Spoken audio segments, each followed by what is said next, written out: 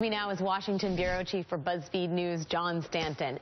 So, John, what happened here? I mean, we know that the White House initially said, oh, non-binding review, that's fine, which is basically like telling people they're allowed to go discuss whatever they want in a corner.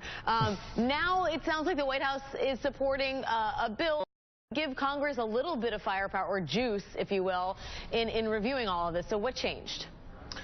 I think what changed really is that the White House and their allies in Congress realized that they were going to probably end up losing, and that Bob Corker was getting very, very close to having the 67 votes he needed in the Senate to override the president's veto.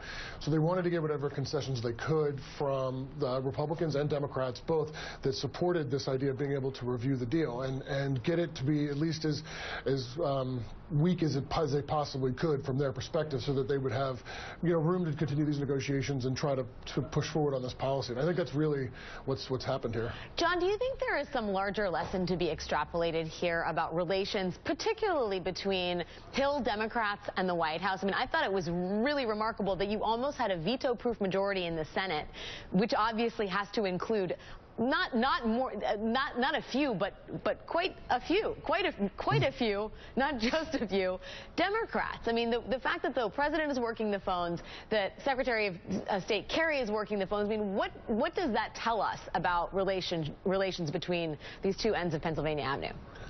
Well, I mean, they're very poor. I think part of this is because the president is now in the lame duck period of his presidency. A lot of these members view him now as something that is, they maybe support him, but they don't need to go along with him on all things.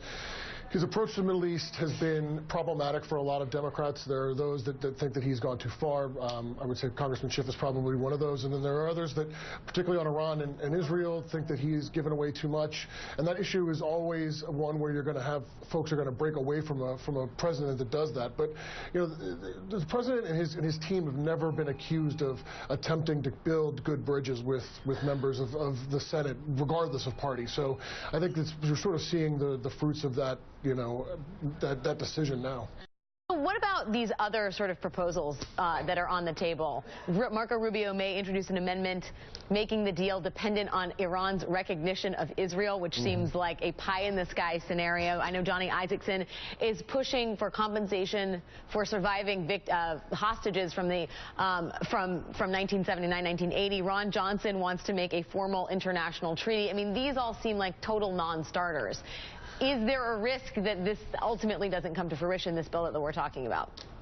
In the Senate right now, no. I think that Senator Cardin and Senator Corker have come to an agreement where they're going to do everything they can to block amendments. Once you have the managers of the bill, they bring along enough folks from both sides to filibuster any of those amendments. So in this version of it, I don't think it's very likely. The problem is going to ultimately be in the House, where Republicans there are definitely going to pursue some of these things. I think that this idea of requiring Iran to recognize Israel has become very, very popular suddenly with Republicans. I could definitely see something like that in the House version of this bill. And then trying to reconcile them where you could get them through both chambers and to the president is going to be very, very challenging if something like that is done. Wait, you're telling me House Republicans may pursue a political non-starter? I know, it's shocking. And, when Harry Reid said he thought this was a wonderful step forward, I assumed that meant that this version was going to be dead in the House, because they don't like anything he likes. Right. Just stay far away from the bill. John Stanton, always good to see you, my friend. Thanks for your time. Thank you.